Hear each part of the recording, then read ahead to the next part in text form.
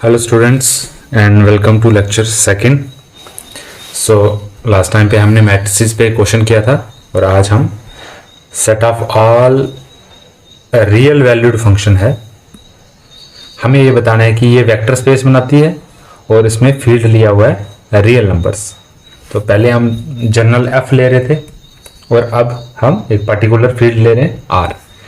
तो पहले तो वी को डिफाइन कर लिया, कैसे है, जिसमें सेट में क्या आएंगे, सारे फंक्शन, और उन फंक्शन की प्रॉपर्टी क्या, वो रियल वैल्यूड होने चाहिए।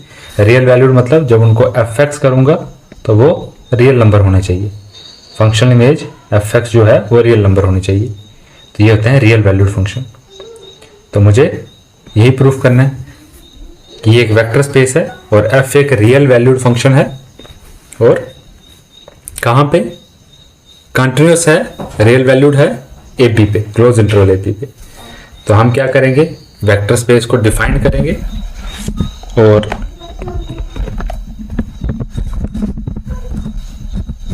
वेक्टर एडिशन को डिफाइन करेंगे। फंक्शन की वेक्टर एडिशन कैसे डिफाइन होती है, देखिए, अगर आप f of g f plus g x लेंगे तो उसको अलग अलग करके एफ एक्स जी एक्स लिख सकते हैं for all x belongs to जो भी डोमेन होगा। यहाँ पे डोमेन क्या है, ए बी है। और स्केलर मल्टीप्लिकेशन क्या होगा, अल्फा कोई भी स्केलर फंक्शन के साथ करेंगे तो वो उसको अलग करके लिख सकते हैं, ठीक है। एफ और एक्स इकट्ठे हो जाएंगे। इस तरीके से लिखने का तरीका बताया कि आप वेक्टर एडिशन और स्केलर मल्टीप्लिकेशन को इस तरीके से लिख सकते हैं। तो axioms under scalar, axiom under vector addition पहले करते हैं। तो क्या था, पहला क्लोजर प्रॉपर्टी थी, मैंने लिखा नहीं है, सिर्फ A1 लिखा हुआ है, ठीक है। लिखने का तरीका है, कुछ भी हो सकता है। तो दो फंक्शन अगर एफ और जी वी में होंगे और एक एक्स जो होगा वो, हाँ नहीं, डोमेन में होना चाहिए था, सॉरी, ये ए बी है। एक्स कहाँ पे होगा, ए बी में, ठीक है।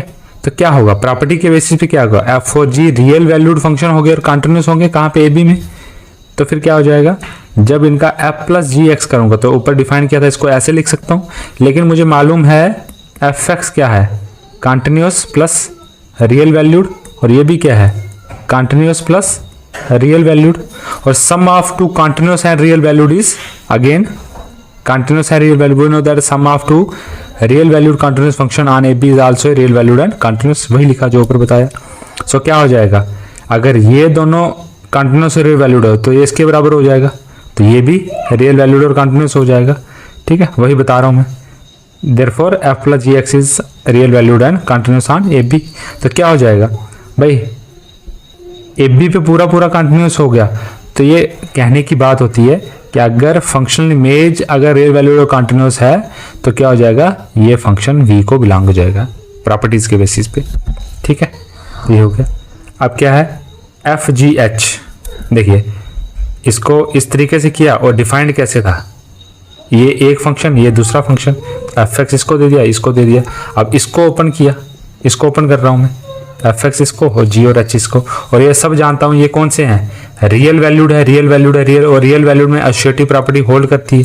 तो ब्रैकेट को शिफ्ट कर लिया, यहाँ पे ब्रैकेट को देखिए, यहाँ पे ब्रैकेट ये वाली आ गई, ठीक है।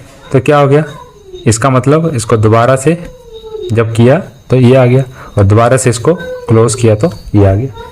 तो हमने क्या किया, ये x के लिए है तो for all x belongs to a b के लिए होगी। अगर for all x belongs to a b के लिए होगी तो खुद फंक्शन इक्वल हो जाएगा। अगर फंक्शनल इमेजेस इक्वल होंगी तो फंक्शन खुद इक्वल हो जाएगा।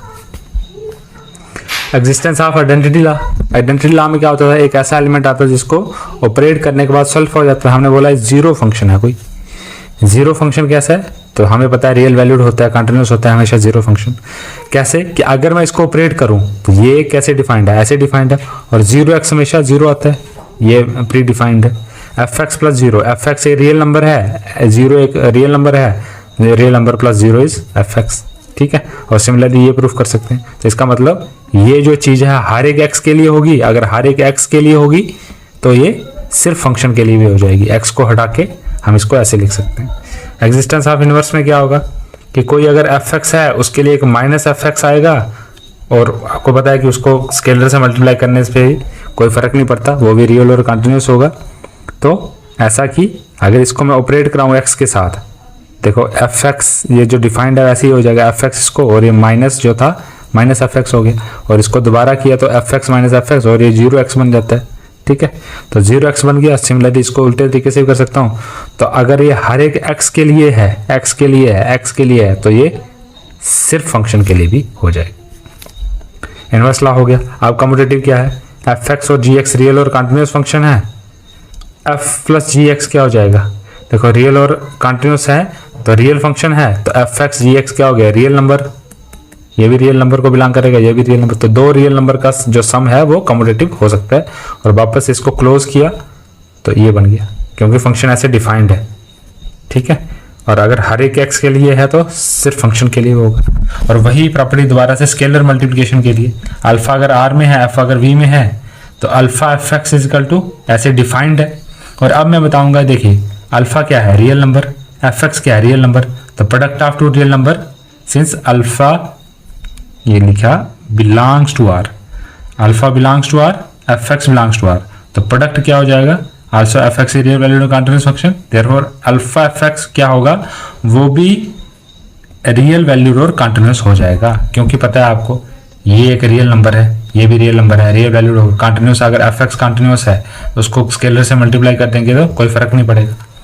तो also real valued and continuous function, तो अगर रियल वैल्यूड कंटीन्यूअस है तो एक्स को हटा के अल्फा एफ बी में बिलोंग कर जाएगा। ठीक है, M2 दूसरी प्रॉपर्टी क्या आ गई, आपको पता है हमें प्रूफ करना था अल्फा बीटा एफ। ठीक है, इसको alpha f plus beta F proof करना था। देखिए एफ एक्स कैसे डिफाइंड है कि स्केलर को तो नहीं जाता, फंक्शन को एफ एक्स चला गया, लेकिन अब कैसे डिफाइंड है, equal to alpha f x और बीटा एफ एक्स। क्यों कि अल्फा भी बीटा भी और एफ एक्स भी रियल में है, और रियल में डिस्ट्रीब्यूटिव लॉ होल्ड करता है, तो इसको अलग अलग करके लिख सकते हैं। इसको देखिए, इसका ये एफ एक्स था जो इसको मैंने दोबारा से ये वाली फॉर्म ले ली। अगर आप लिखना चाहें तो इसमें एक और स्टेप आ सकता है, कौन सा, alpha f x plus beta f x, ये स्टेप आ सकता है इसमें, और इसके बाद ये वाला स्टेप। ठीक है, मैं पहले ओपन कर रहा हूं फिर इसको क्लोज कर रहा हूं, यहां से यहां क्लोज कर रहा हूं। ठीक है, तो ये हो गया अल्फा एफ, ये आ गया। तो अगर हर एक एक्स के लिए है, हर एक एक्स के लिए, तो ये खुद के लिए हो जाएगा। सिमिलरली वैसे ही क्या था, alpha f g, alpha f plus g x equal to alpha f plus g x.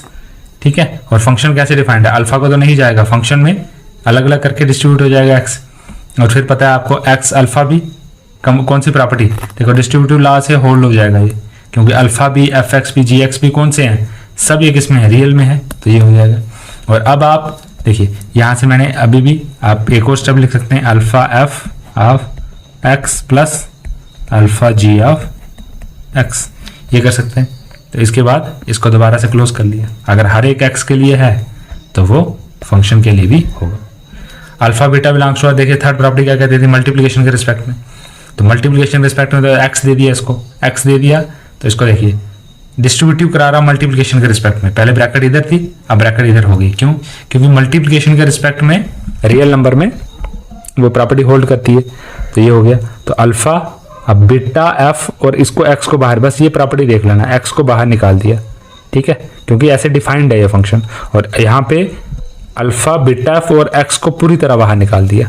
ठीक है, और अगर ये एक्स के लिए ट्रू है तो ये सिर्फ फंक्शन के लिए भी ट्रू हो जाएगा।